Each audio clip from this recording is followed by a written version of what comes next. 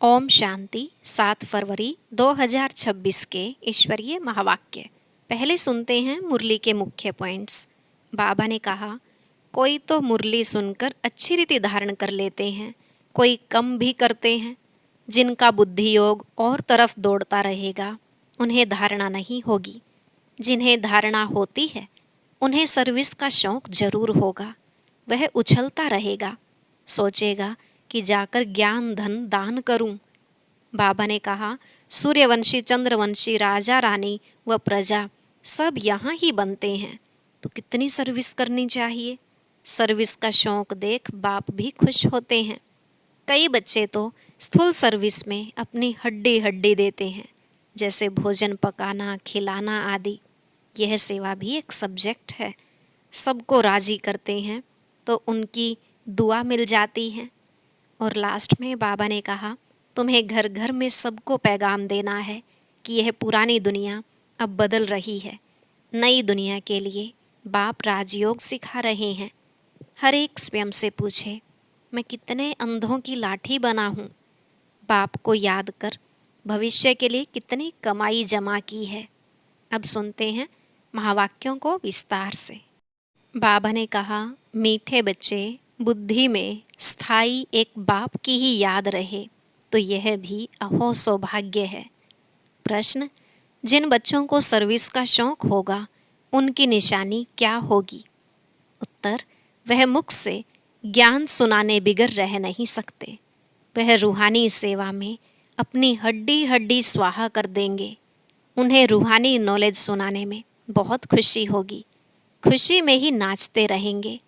वह अपने से बड़ों का बहुत रिगार्ड रखेंगे, उनसे सीखते रहेंगे।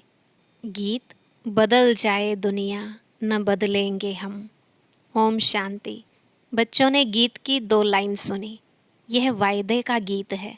जैसे कोई की सगाई होती है तो ये वायदे करते हैं कि स्त्री पुरुष कभी एक दो को छोड़ेंगे नहीं। कोई की आपस में नहीं बनती है तो छोड़ भी देते हैं।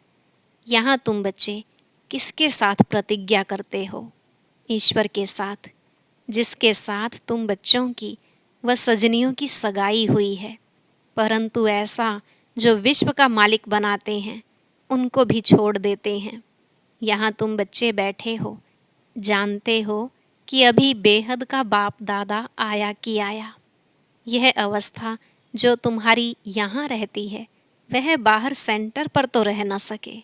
यहाँ तुम समझेंगे बाप दादा आया कि आया। बाहर सेंटर पर समझेंगे बाबा की बजाई हुई मुरली आई कि आई। यहाँ और वहाँ में बहुत फ़र्क रहता है, क्योंकि यहाँ बेहद के बाप दादा के सम्मुख तुम बैठे हो, वहाँ तो सम्मुख नहीं हो। चाहते हैं सम्मुख जाकर मुरली सुने। यहाँ बच्चों की बुद्धि में आया बाबा आया कि आया। जैसे और सत्संग होते हैं वहाँ वो समझेंगे फलाना स्वामी आएगा, परंतु यह ख्यालात भी सबकी एक रस नहीं होगी। कईयों का बुद्धि योग तो और तरफ भटकता रहता है। कोई को पति याद आएगा, कोई को संबंधी याद आएंगे। बुद्धि योग एक गुरु के साथ भी टिकता नहीं है। कोई विरला होगा जो स्वामी की याद में बैठा होगा। यहाँ भी ऐसे है। ऐसे नहीं, सब शिव बाबा की याद में रहते हैं। बुद्धि कहाँ ना कहाँ दौड़ती रहती है। मित्र संबंधी आदि याद आएंगे। सारा समय एक ही शिव बाबा की याद में रहें, फिर तो अहो सौभाग्य। स्थायी याद में कोई विरला रहते हैं। यहाँ बाप के सम्मुख रहने से तो बहुत खुशी होनी चाहिए। अतीन्द्रिय सुख गोपी वल्लभ के गोप गोपियों से पूछो। यह यहाँ का गाया हुआ है। यहाँ तुम बाप की याद में बैठे हो। जानते हो अभी हम ईश्वर की गोद में हैं, फिर दैवी गोद में होंगे। भल कोई की बुद्धि में सर्विस के ख्यालात भी चलते हैं। इस चित्र में यह करेक्शन करें, यह लिखें, परंतु अच्छे बच्चे जो होंगे वह समझेंगे अभी तो बाप से सुनना है और कोई संकल्प आने नहीं देंगे। बाप ज्ञान रत्नों से झोली भरने आए हैं तो बाप से ही बुद्धि का योग लगाना है। नंबरवार धारणा करने वाले तो होते ही हैं।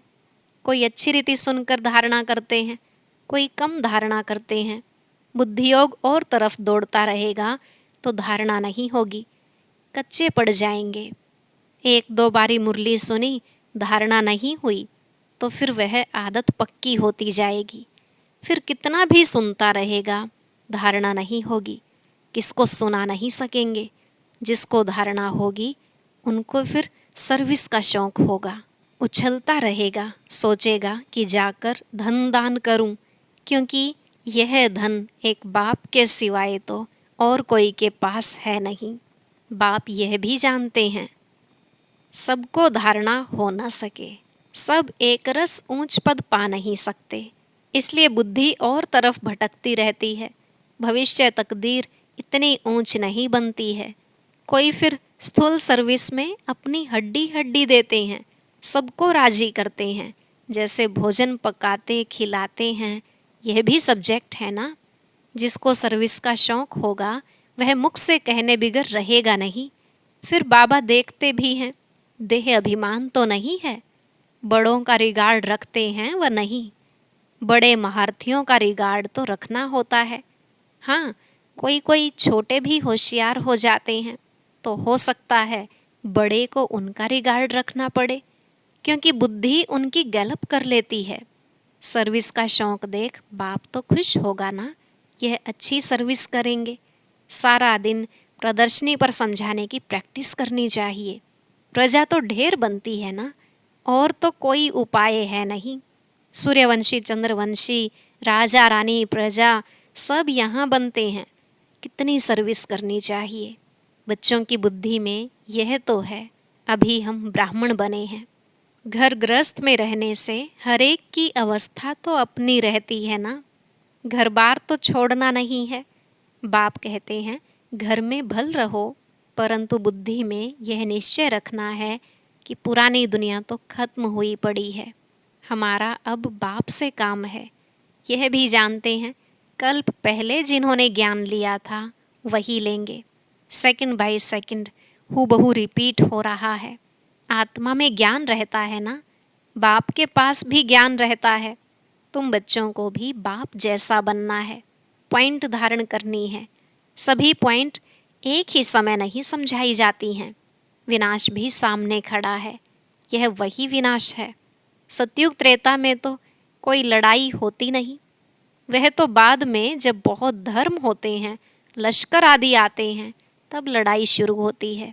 पहले पहले आत्माएं सतो प्रधान से उतरती हैं, फिर सतो रजो तमो की स्टेज होती है।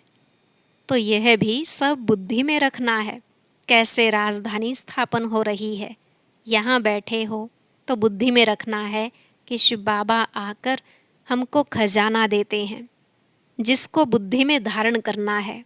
अच्छे अच्छे बच्चे नोट्स लिखते हैं, लिखना अच्छा है तो बुद्धि में टॉपिक्स आएंगी। आज इस टॉपिक पर समझाएंगे। बाप कहते हैं हमने तुमको कितना खजाना दिया था, सतयुग त्रेता में तुम्हारे पास अथाह धन था। फिर वाम मार्ग में जाने से वह कम होता गया, खुशी भी कम होती गई, कुछ न कुछ विकर्म होने लगते हैं। उतरते उतरते कलाएं कम होती जाती हैं। सतो प्रधान सतो रजो तमो की स्टेजेस होती हैं। सतो से रजो में आते हैं तो ऐसे नहीं फट से आ जाते हैं, धीरे धीरे उतरेंगे। तमो प्रधान में भी धीरे धीरे सीढ़ी उतरते जाते हो, कला कम होती जाती है, दिन प्रतिदिन कम होती जाती हैं। अभी जंप लगाना है, तमो प्रधान से सतो प्रधान बनना है। इसके लिए टाइम भी चाहिए। गाया हुआ है चढ़े तो चाखे वैकुंठ रस। काम की चमाट लगती है तो एकदम चकनाचूर हो जाते हैं, हड्डी हड्डी टूट जाती है। कोई मनुष्य अपना जीव घात करते हैं, आत्मघात नहीं जीव घात कहा जाता है। यहाँ तो बाप से वर्षा पाना है, बाप को याद करना है, क्योंकि बाप से बादशाही मिलती है। अपने से पूछना है हमने बाप को याद कर भविष्य के लिए कितनी कमाई की, कितने अंधों की लाठी बना। घर घर में पैगाम देना है कि यह पुरानी दुनिया बदल रही है, बाप नई दुनिया के लिए राजयोग सिखा रहे हैं। सीढ़ी में सब दिखाया है, यह बनाने में मेहनत लगती है, सारा दिन ख्यालात चलता रहता है। ऐसा सहज बनावें जो कोई भी समझ जाए।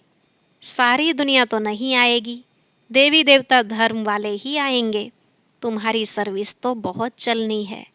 तुम तो जानते हो हमारा यह क्लास कब तक चलेगा। वह तो लाखों वर्ष कल्प की आयु समझते हैं, तो शास्त्र आदि सुनाते ही रहते हैं। समझते हैं जब अंत होगा तब सबका सद्गति दाता आएगा, और जो हमारे चेले होंगे उनकी सद्गति हो जाएगी, फिर हम भी जाकर ज्योति में समाएंगे। परंतु ऐसे तो है नहीं। तुम अभी जानते हो हम अमर बाप द्वारा सच्ची सच्ची अमर कथा सुन रहे हैं, तो अमर बाप जो कहते हैं वह मानना भी है। सिर्फ कहते हैं मुझे याद करो, पवित्र बनो, नहीं तो सजा भी बहुत खानी पड़ेगी, पद भी कम मिलेगा। सर्विस में मेहनत करनी है। जैसे दधीची ऋषि का मिसाल है, हड्डियां भी सर्विस में दे दी। अपने शरीर का भी ख्याल न कर सारा दिन सर्विस में रहना, उनको कहा जाता है सर्विस में हड्डियां देना। एक है जिस्मानी हड्डी सर्विस, दूसरी है रूहानी हड्डी सर्विस। रूहानी सर्विस वाले रूहानी नॉलेज ही सुनाते रहेंगे, धन दान करते खुशी में नाचते रहेंगे। दुनिया में मनुष्य जो सर्विस करते हैं वह सब है जिस्मानी। शास्त्र सुनाते हैं वह कोई रूहानी सर्विस तो नहीं है। रूहानी सर्विस तो सिर्फ बाप ही आकर सिखलाते हैं।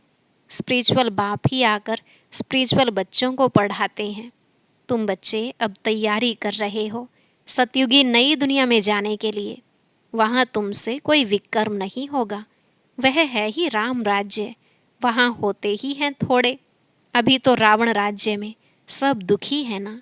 यह सारी नॉलेज भी तुम्हारी बुद्धि में है, नंबरवार पुरुषार्थ अनुसार। इस सीढ़ी के चित्र में ही सारी नॉलेज आ जाती है। बाप कहते हैं यह अंतिम जन्म पवित्र बनो तो पवित्र दुनिया के मालिक बनोगे। तुम्हें समझाना ऐसा है जो मनुष्यों को पता पड़े कि हम सतो प्रधान से तमो प्रधान बने हैं, फिर याद की यात्रा से ही सतो प्रधान बनेंगे। देखेंगे तो बुद्धि चलेगी, यह नॉलेज कोई के पास नहीं है। कहेंगे इस सीढ़ी में और धर्मों का समाचार कहाँ है? वह फिर इस गोले में लिखा हुआ है।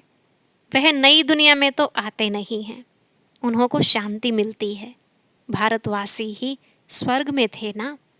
बाप भी भारत में आकर राजयोग सिखाते हैं, इसलिए भारत का प्राचीन योग सब चाहते हैं।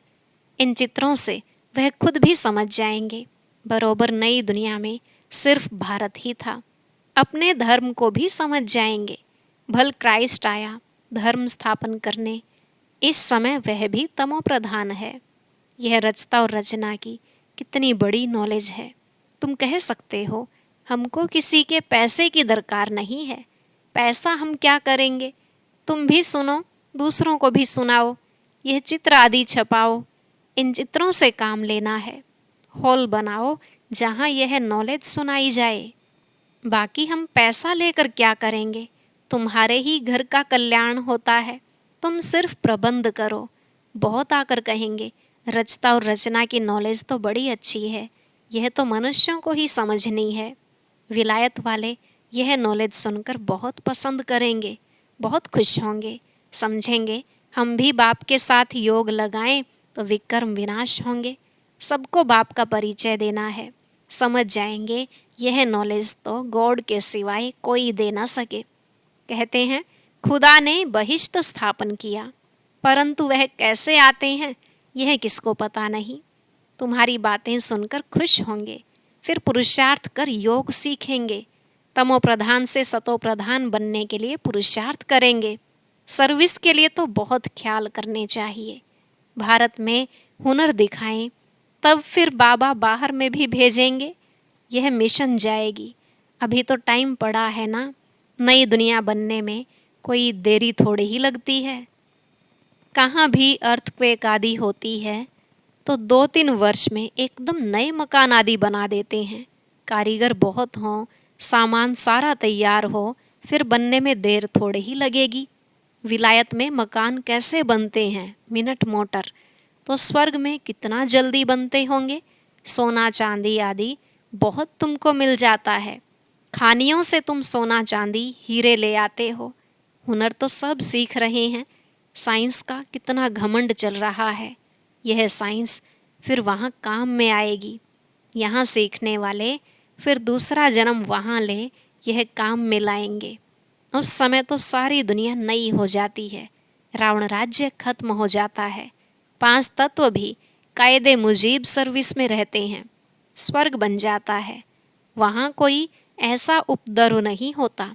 रावण राज्य ही नहीं, सब सतो प्रधान हैं। सबसे अच्छी बात है कि तुम बच्चों का बाप से बहुत लव होना चाहिए। बाप खजाना देते हैं, उसको धारण कर और दूसरों को दान देना है। जितना दान देंगे उतना इकट्ठा होता जाएगा। सर्विस ही नहीं करेंगे तो धारणा कैसे होगी? सर्विस में बुद्धि चलनी चाहिए। सर्विस तो बहुत ढेर हो सकती है। दिन प्रतिदिन उन्नति को पाना है, अपनी भी उन्नति करनी है। अच्छा, मीठे मीठे सिकिलधे बच्चों प्रति माता पिता बाप दादा का याद प्यार और गुड मॉर्निंग। रूहानी बाप की रूहानी बच्चों को नमस्ते। रूहानी बच्चों की रूहानी बाप दादा को नमस्ते नमस्ते, गुड मॉर्निंग, शुक्रिया बाबा, शुक्रिया। धारणा के लिए मुख्य सार। पहला पॉइंट, सदा रूहानी सर्विस में तत्पर रहना है। ज्ञान धन दान करके खुशी में नाचना है। खुद धारण कर औरों को धारणा करानी है। दूसरा, बाप जो ज्ञान का खजाना देते हैं उससे अपनी झोली भरनी है। नोट्स लेने हैं, फिर टॉपिक पर समझाना है। ज्ञान धन का दान करने के लिए उछलते रहना है। वरदान, सत्यता की महानता द्वारा सदा खुशी के झूले में झूलने वाले अथॉरिटी स्वरूप भव। सत्यता की महानता द्वारा सदा खुशी के झूले में झूलने वाले अथॉरिटी स्वरूप भव। बाबा ने कहा, सत्यता की अथॉरिटी स्वरूप बच्चों का गायन है, सच तो बिठो नच। सत्य की नाव हिलेगी लेकिन डूब नहीं सकती। आपको भी कोई कितना भी हिलाने की कोशिश करे, लेकिन आप सत्यता की महानता से और ही खुशी के झूले में झूलते हो। वह आपको नहीं हिलाते लेकिन झूले को हिलाते हैं। यह हिलाना नहीं लेकिन झुलाना है। इसलिए आप उन्हें धन्यवाद दो कि आप झुलाओ और हम बाप के साथ झूलें। स्लोगन, सर्व शक्तियों की लाइट सदा साथ रहे तो माया समीप नहीं आ सकती। सर्व शक्तियों की लाइट सदा साथ रहे तो माया समीप नहीं आ सकती। अव्यक्त इशारे, एकता और विश्वास की विशेषता द्वारा सफलता संपन्न बनो। एकता, स्वच्छता, महीनता, मधुरता और मन वाणी कर्म में महानता, यह 5 बातें एक एक के हर कदम में नजर आएं तो बाप की प्रत्यक्षता सहज हो जाएगी। अभी तक संस्कारों में जो भिन्नता दिखाई देती है उसे एकता में लाना है। एकता के लिए 1-2 की राय को रिगार्ड दो। हाँ जी करके अपना विचार अवश्य दो, फिर एकता के बंधन में बंध जाओ। यही एकता सफलता का साधन है। ओम शांति। अब सुनते हैं आज का अव्यक्त ज्ञान मोती।